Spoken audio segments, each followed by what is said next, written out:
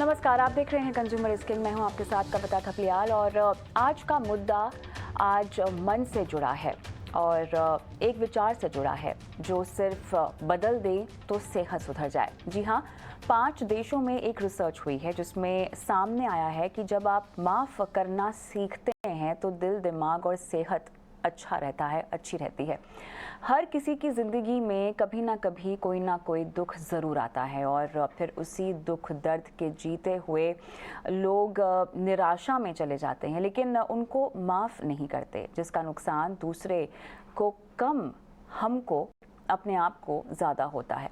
Research में ये कहा गया है कि अगर कोशिश की जाए तो माफ़ करने का गुण हासिल किया जा सकता है और फिर ज़िंदगी बदली भी जा सकती है और इससे डिप्रेशन, एंग्जाइटी में कमी भी आ सकती है। आज इसी मुद्दे पर हम बात करेंगे और जानने की कोशिश करेंगे कि आखिर किसी से नाराज़गी का हमारे मन मस्तिष्क में क्या असर पड़ सकता है, कैसे किसी के धोखे को माफ़ कर हम ज़िंदगी में आगे बढ़ सकते हैं, कौन सी लाइफस्टाइल है जिससे हमारा माफ़ करने का नेचर बन सकता है। और भी कई मुद्दों पर अपने एक्सपर्ट से हम बात करेंगे और इस खास चर्चा में हमारे साथ खास मेहमान भी जुड़ गए हैं। प्रीति राव, फाउंडर CEO वेलजी integrative health expert and wellness coach, doctor Kriti Anand, consultant psychiatrist, Paras hospital, Maharshi Rajesh Yogi, founder Arogyam research foundation. आप सभी का स्वागत है इस पेशकश में।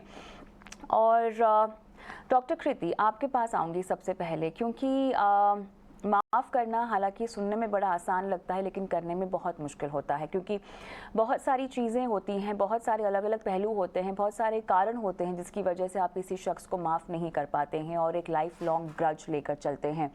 और कहीं पर इमोशनल लॉस की बात होती है, कहीं फिज़िकल लॉस, कहीं पर फाइनेंशियल लॉस की बात होती है, अलग अलग कारण होते हैं। लेकिन आसानी से कह देना कि माफ़ करना एक ऐसा गुण है जो आपको सबसे अलग बनाएगा, सुनने में अच्छा लगता है, करने में उतना ही मुश्किल। कि किसे कहते हैं माफ़ कर देना?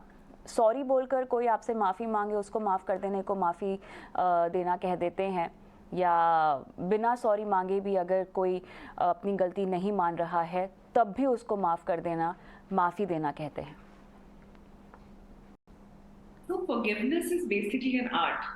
मतलब बहुत आसान है लोगों को बोल देना कि जिसको माफ कर जाओ या move forward, but this is basically a journey. It takes बहुत प्रैक्टिस चाहिए है एक किसी को माफ कर देना। I have seen many patients in my practice going through emotional abuse, going through physical abuse, and later on keeping a grudge, एक नफरत, एक घृणा वाली फीलिंग, गुस्सा, हेट्रेड, ये सारी चीजें अपने अंदर वो लेकर बैठते हैं, जिसकी वजह से बहुत सारी दिक्कतें हम देखते हैं, सब एंजाइटी या डिप्रेशन जैसी दिक्कतें देखते हैं। फॉरगिवनेस इज बेसिकली अपने लिए है। ये नहीं है कि किसी ने आपसे माफी मांग ली।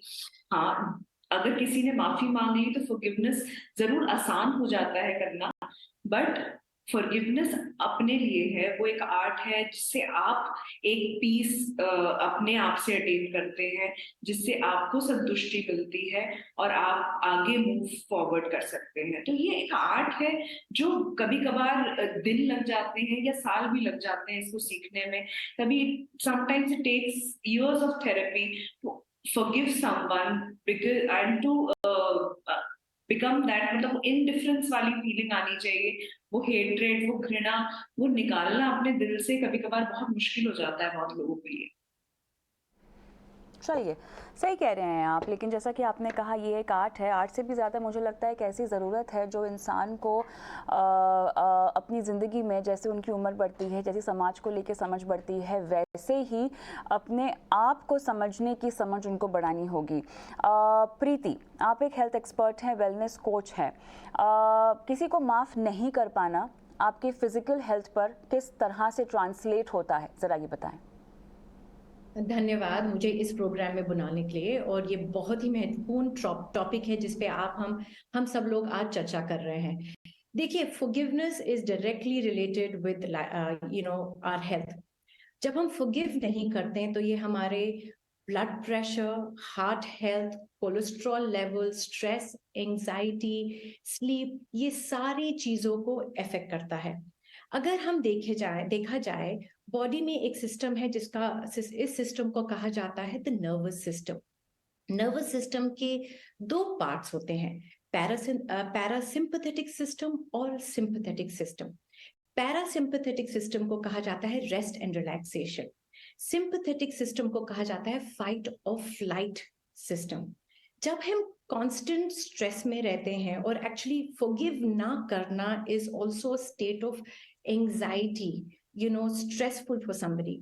और जब ऐसा होता है तो सबसे पहली चीज होती है कि हमारी जो सिंपथेटिक सिस्टम है नर्वस सिस्टम का, वो एक्टिवेटेड हो जाता है। तो इस दौरान में आपका सबसे पहले आंखें बड़ी बड़ी हो जाती हैं, पसीना आता है, हार्ट रेट बढ़ जाता है, ब्लड प्रेशर इंक्रीज हो जाता है, जो आर्टरीज है वो कंस्ट्रेन हो जाती हैं, जो हमारा ब्लैडर है वो कंस्ट्रेंट हो जाता है, सेक्सुअल डिजायर है वो डिमिनिश होने लग जाता है। उसके साथ साथ हमारा जो डाइजेस्टिव सिस्टम है वो बंद होने लग जाता है। तो इसमें एसिडिटी, ब्लोटिंग, कॉन्स्टिपेशन, आईबीएस, ये सारी चीजें जुड़ जाती हैं। So that is why it's called fight. मतलब सिचुएशन से फाइट करना, फ्ली करना मतलब भाग जाना। तो हमें क्या करना है, हमें अपने बॉडी को पैरासिम्पथेटिक सिस्टम में लेकर आना है। That is mean try to be in the rest and relaxation phase as much as possible. And our previous expert said this is an art and this requires practice. And I truly believe, मुझे ऐसा लगता है as a society हमें success का definition बदल देना चाहिए। Success हम सोचते हैं एक सिक्स पैक ऐप है, एब्स है, मैराथन भागना है, बहुत सारा पैसा इकट्ठा करना है, बड़े आलीशान घर में रहना है। एक्चुअली सक्सेस का मतलब खुशी है, और खुशी तभी मिल सकती है जब आप में वो क्षमता हो, वो बड़प्पन हो कि आप किसी को माफ कर दें। माफ करना एक वीकनेस नहीं है, एक्चुअली माफ करना एक ग्रेटनेस है। और माफी करने के लिए हमें हमारे अंदर एक एम्पैथी और कंपैशन होने की जरूरत है। नो मैटर व्हाट, अगर वो पर्सन बार बार ये करती जाए आपके जिंदगी में, अगर आप उनको माफ कर सकते हैं तो आप, इफ द आइडिया इज कि हमें अपने पर्सनल ग्रोथ, अपने एवोल्यूशन पे फोकस करना चाहिए। और ये कहा जाता है जो लोग इस अपने पर्सनल ग्रोथ और एवोल्यूशन पे फोकस करते हैं वो ज्यादा खुश रहते हैं, लाइफस्टाइल डिजीजेस से दूर रहते हैं और ज्यादा लंबी जिंदगी जीते हैं। Thank you. योगी जी, आप हमको ये बताएं कि योग के जरिए कैसे इस आदत को आप अपने अंदर शामिल कर सकते हैं। देखिए, सबसे पहले तो मैं ये बताना चाहूंगा, अभी वेलनेस एक्सपर्ट जो बता रही थी कि माफ करना एक वीकनेस नहीं है, एक हमारी स्ट्रोंगनेस है। तो हम अगर स्ट्रोंग होना चाहते हैं तो उसके लिए योग एक सबसे बेहतर तरीका है। ध्यान हमारे सारे मानसिक समस्याओं का समाधान है। जो व्यक्ति ध्यान का निरंतर अभ्यास करते हैं, देखिए ध्यान के दो प्रारूप होते हैं। एक प्रारूप हम अपने जीवन में अनचाहे रूप में एक्सेप्ट करते हैं और उसको प्रयोग में भी लाते हैं। जैसे आप ध्यान से गाड़ी चलाते हैं, ध्यान से खाना खाते हैं, ध्यान से ऑफिस में काम करते हैं, ध्यान से एक गृहिणी घर में खाना बनाती है, घर को मैनेज करती है। तो ये एक नेचुरल रूप है ध्यान का। लेकिन इसी ध्यान के प्रक्रियाओं को जब हम और शक्तिशाली बनाना चाहते हैं तो उसके लिए हमें कुछ प्राणिक क्रियाओं से गुजरना होता है, नियमित कुछ अभ्यासों को करना होता है योग के, और हम अपने ध्यान की शक्ति को बढ़ा सकते हैं। और जब ध्यान की शक्ति बढ़ेगी तो हमारे जो मानसिक समस्याओं से निपटने का जो एक प्रारूप है वो हमारा तैयार हो जाता है। जैसे माफ करने की बात चल रही है कि हमें किसी ने कुछ कहा और हमें उसकी बात का बुरा लग जाता है, और बुरा लगने पर हम उसे माफ करें या हम उसकी बात को अपने दिमाग में तनाव के रूप में लेकर रात की नींदों को खराब करें।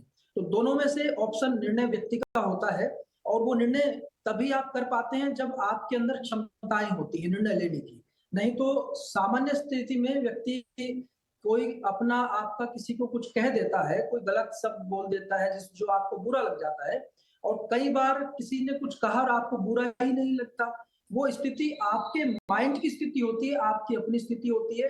तो अपनी स्थिति को हमें बैलेंस करना है, अपनी स्थिति को हमें मैनेज करना है। मेरी आवाज सुन रहे हैं आप? जी जी, आपकी आवाज़ हमें बिल्कुल आ रही है, आप समझाएं।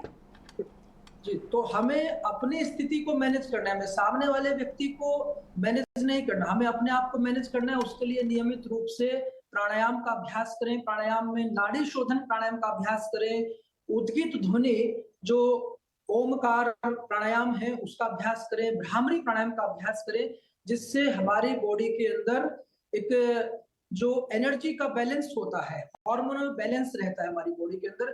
फिर अगर किसी हमारे अपने व्यक्ति ने कुछ हमें कहा तो हमें ये समझ होती है कि इस समय ये उस स्थिति में नहीं है जो इसकी एक्चुअल स्थिति है, ये किसी प्रेशर में है, तनाव में है, इसलिए हमें इसने ये शब्द कहे, जो हो सकता है आपको बुरा ना लगे अगर आपकी स्थिति स्ट्रॉन्ग है। तो अपने आप को शक्तिशाली बनाना है, यही एक मानसिक रोगों से बचने का बहुत अच्छा सरल उपाय है। नियमित रूप से आप प्रकृति के साथ एक तालमेल बिठाएं, आपके घर में जो पेड़ पौधे हैं उनके साथ आप थोड़ी देर समय बिताएं, सुबह उगते हुए सूर्य को देखें और उसकी लालिमा को, उसकी ऊर्जा को अपने भीतर धारण करें। सुबह उठकर आप पानी पिएं, सबसे पहले निशान्ते पिबेत वारी दिनान्ते पिबेत दुग्धम भोजनान्ते पिबेत तक्रम वैदस्य किम प्रयोजनम। ये एक हमारा आयुर्वेद का एक फॉर्मूला है। जो व्यक्ति निशा के अंत में, सुबह अर्थात रात्रि के अंत में, सुबह के समय जो व्यक्ति पानी पीता है, दोपहर के भोजन के बाद जो छाछ का प्रयोग करता है, लस्सी का प्रयोग करता है, और रात्रि में दिन के अंत में दिनान्ते पिबेत दुग्धम जो दूध का प्रयोग करता है, दूध पीता है, उस व्यक्ति को वैद्य की आवश्यकता नहीं होती। वैदस्य किम प्रयोजनम, उसको डॉक्टर के पास जाने की आवश्यकता नहीं पड़ती, क्योंकि उसका फिजिकल और मेंटल दोनों चीजें उसकी बैलेंस रहती है। एनर्जी पॉजिटिव नेगेटिव, जिस तरह से हम एक बैटरी होती है वैसे हमारी बॉडी भी काम करती है। हमारी बॉडी में अगर हम दो हिस्सों में अपने शरीर को देखते हैं तो राइट हिस्सा जो है वो पॉजिटिव एनर्जी सर्कुलेट करता है और लेफ्ट हिस्सा हमारा नेगेटिव एनर्जी सर्कुलेट करता है। तो दोनों का बैलेंस जब तक आपका नहीं होगा तो आप, किसी ने कुछ कहा उसका आप बुरा मानकर बैठ जाएंगे, तनाव में चले जाएंगे, रात की नींदें आप खराब कर लेंगे, अपने बॉडी के केमिकल इनबैलेंस को आप बढ़ावा दे देते हैं, क्योंकि वो तो तैयार बैठा है, जरा सा कुछ आप ढील छोड़ते हैं, अपनी हेल्थ की तरफ से आप लापरवाही करते हैं, अपने खान पान की तरफ से लापरवाही करते हैं, तुरंत बिगड़ने को तैयार बैठा है। तो आपको हर रोज सुबह के समय उठकर नियमित रूप से पानी पीना चाहिए, बैठकर पानी पिए धीरे धीरे, उससे आपका रात भर का जो शरीर में बॉडी ने जो काम किया, डिटॉक्सिफाई किया, बॉडी का प्रोसेस होता है, लिवर रात को अपने आप को डिटॉक्सिफाई करता है, लंग्स डिटॉक्सिफाई करता है, ब्रेन डिटॉक्सिफाई करता है अपने आप को। तो लास्ट पिछले दिन जो जो चीजें आपके साथ हुई वो सब सबसाइड हो जाती हैं, बैलेंस आ जाता है उसमें। सुबह की आपकी शुरुआत एक अच्छी होनी चाहिए ताकि दिन भर आप अपने आप को स्ट्रॉन्ग महसूस करें, शक्ति और ऊर्जा से भरपूर महसूस करें। तो सुबह पानी पीकर कुछ प्राणायाम के अभ्यास करें, जैसे मैंने बताया नाड़ी शोधन करें 5 मिनट। अगर आप सुबह नाड़ी शोधन का अभ्यास करते हैं, नाड़ी शोधन में अनुलोम विलोम सभी लोग जानते हैं। अनुलोम विलोम हालांकि हमारा शास्त्रोक्त प्राणायाम नहीं है, शास्त्रोक्त जब हम प्राणायाम की बात करते हैं तो नाड़ी शोधन जो हमारा शरीर नाड़ियों से बना है, पूरे शरीर में नाड़ियों का जाल है, उसे हम अगर हेल्दी रखते हैं, उस सिस्टम पर हम रोज सुबह काम कर लेते हैं 5 मिनट। करना कैसे है नाड़ी शोधन, इसमें हम प्राणायाम मुद्रा बनाते हैं। ये फर्स्ट फिंगर और सेकंड फिंगर अंगूठे के बेस में टच करेंगे, अपने राइट नोस्ट्रिल को, स्पाइन को सीधा रखते हुए बंद करना है, लेफ्ट से धीरे धीरे श्वास को अंदर लेना है, श्वास को महसूस करेंगे, फिर श्वास को अंदर ही रोकें और प्राण शक्ति को महसूस करें, अपने आप को जीवंत महसूस करें, अपनी जीवनी शक्ति को महसूस करें। जालंधर वक्त हल्का सा चिन्ह को गर्दन के कंठ कूप पर टच करते हुए, और दूसरा इसमें एक बंद लगाते हैं, मूल बंद, एनएस भाग को ऊपर की ओर संकुचित करते हैं। फिर धीरे से राइट नोस्ट्रिल से धीरे धीरे श्वास को बाहर छोड़ देते हैं। फिर राइट से श्वास लेते हैं, राइट से श्वास भरा जी, फिर से बंद लगाया जी, और लेफ्ट से श्वास को धीरे धीरे छोड़ दिया। तो ये बहुत अच्छी प्रक्रिया है जी। इसको 5 क्लोज करें जी। डॉक्टर कृति, मान लीजिए आप किसी फिजिकल अब्यूज के विक्टिम रहे हैं काफ़ी सालों तक, इस तरह की चीज़ और इस तरह का गुस्सा आपको एक बहुत ही अलग तरीके का इंसान बना सकती है। मैं स्पेसिफिकली फिजिकल अब्यूज़ इसीलिए बोल रही हूँ क्योंकि इस तरह के केसेस में माफ़ी देना किसी शख्स को जिसने आपको इतने सालों तक प्रताड़ित किया है बहुत मुश्किल हो सकता है। या किसी ऐसी चीज़ से आप गुजरे हैं जहाँ पर आपको एक इमोशनल लॉस हुआ है किसी शख्स की वजह से।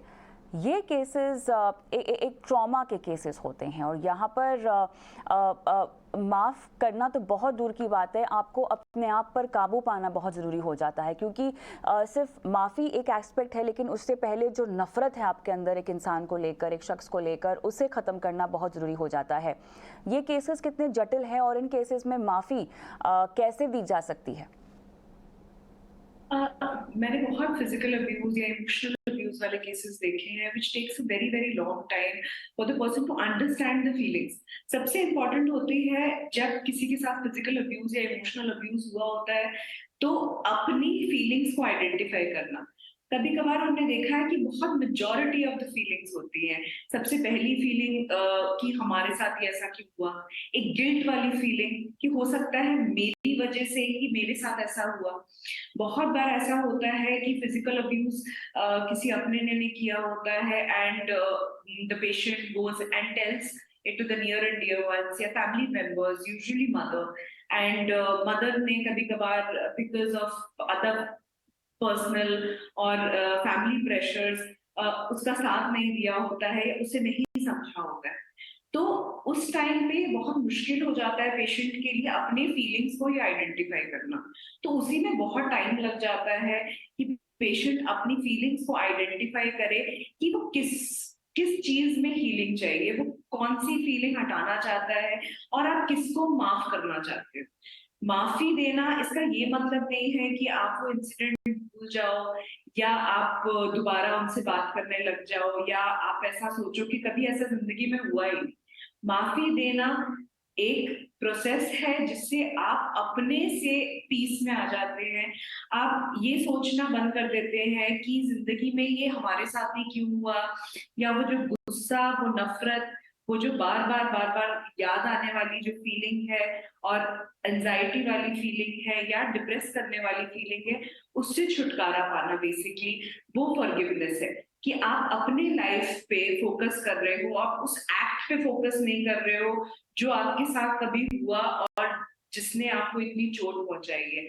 आप उस एक्ट के आगे सोच रहे हो, आप सोच रहे हो कि अपनी जिंदगी में आप और क्या कर सकते हो कि आप इमोशनली और आगे बढ़ो या करियर वाइज आगे बढ़ो या स्पिरिचुअली एंड फिजिकली आप आगे बढ़ो।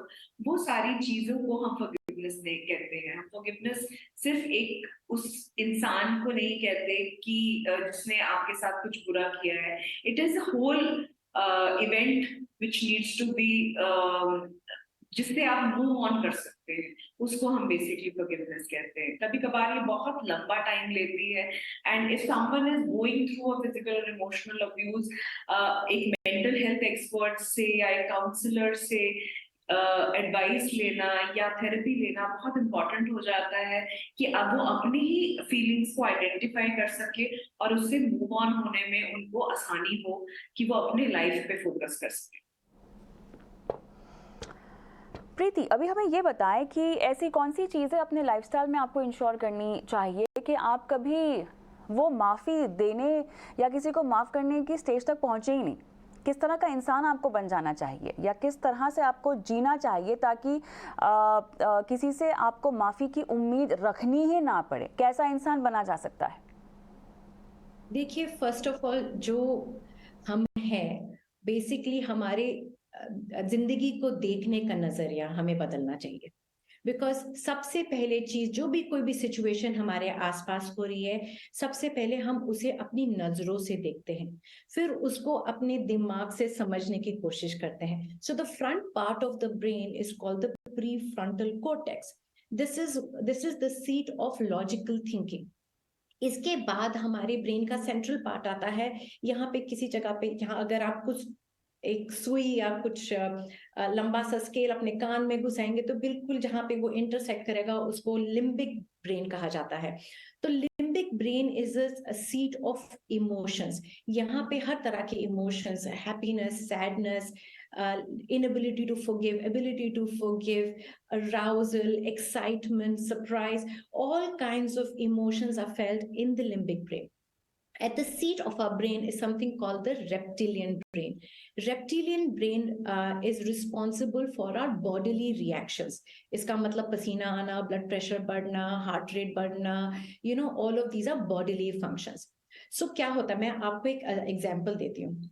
अगर आप एक मूवी देखते हैं, ठीक है, आपने मूवी में कुछ तनाव जैसी चीज देखी, ओके, अभी आपके दिमाग को ये पता है कि ये जो आपने देखा है वो रियल नहीं है, बनावटी है, ये सारे जो सिचुएशंस जो क्रिएट किए हैं ये कैरेक्टर्स हैं और ये रियल पीपल नहीं है, रियल सर्कमस्टेंसेस नहीं है, बट फिर भी आपके अंदर एक फीलिंग आती है, यू नो, एंगर, फ्रस्ट्रेशन जैसी फीलिंग आती है. इससे क्या होता है, इमीडिएटली जो आपका रेप्टिलियन ब्रेन है, रेप्टिलियन ब्रेन क्या करता है, हाँ मुझे ये महसूस हो रहा है, और वो हार्ट रेट को बढ़ा देता है, ब्लड प्रेशर को बढ़ा देता है.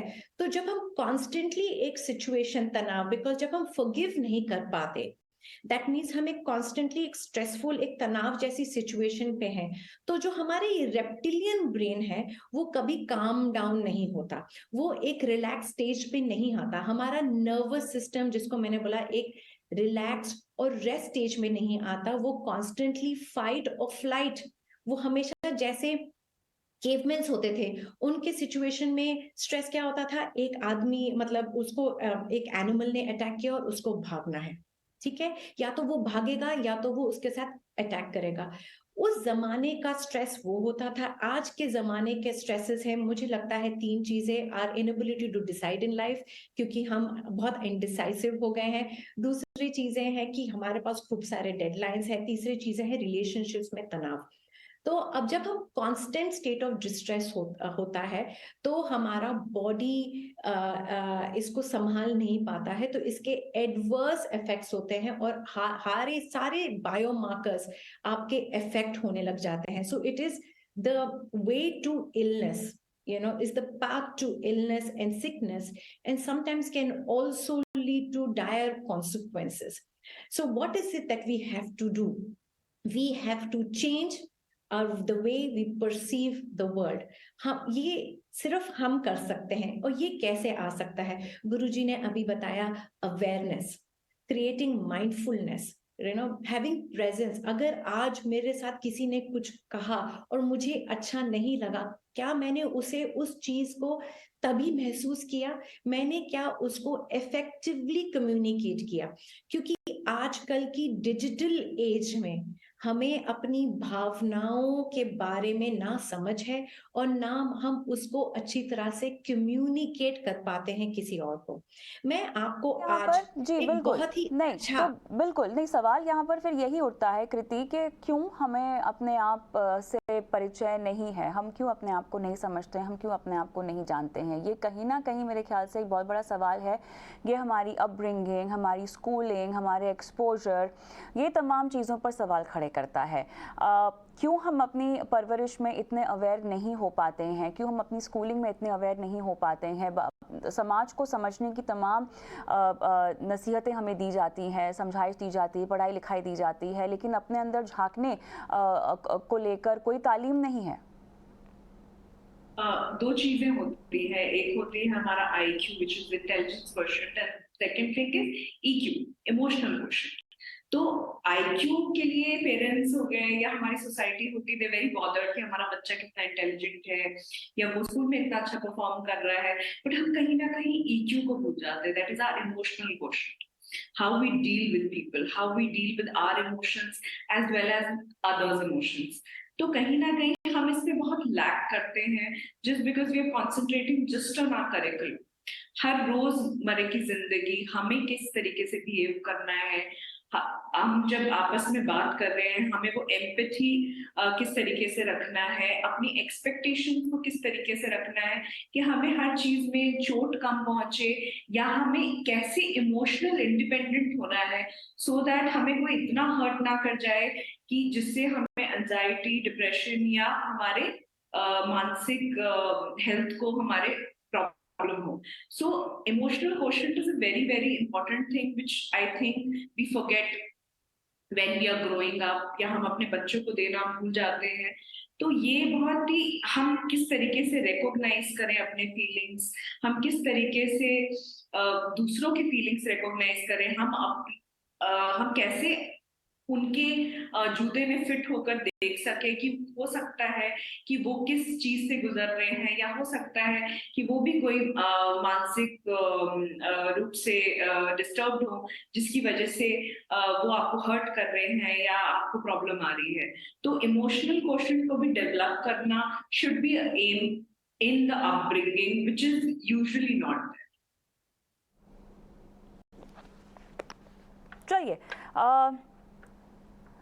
आखिर में आपसे बस यही जानना चाहेंगे, कृति आपसे ही चाहती हूँ ये सवाल पूछना कि कितनी जल्दी आपको रियलाइज़ हो जाना चाहिए कि किसी को माफ़ नहीं करना आपकी ज़िंदगी में बहुत बड़ा रोड़ा है, और आपको अगर खुद ये आदत बनानी नहीं आती है या ये आर्ट सीखना नहीं आता तो ज़रूरी है कि आप किसी प्रोफेशनल की हेल्प लें?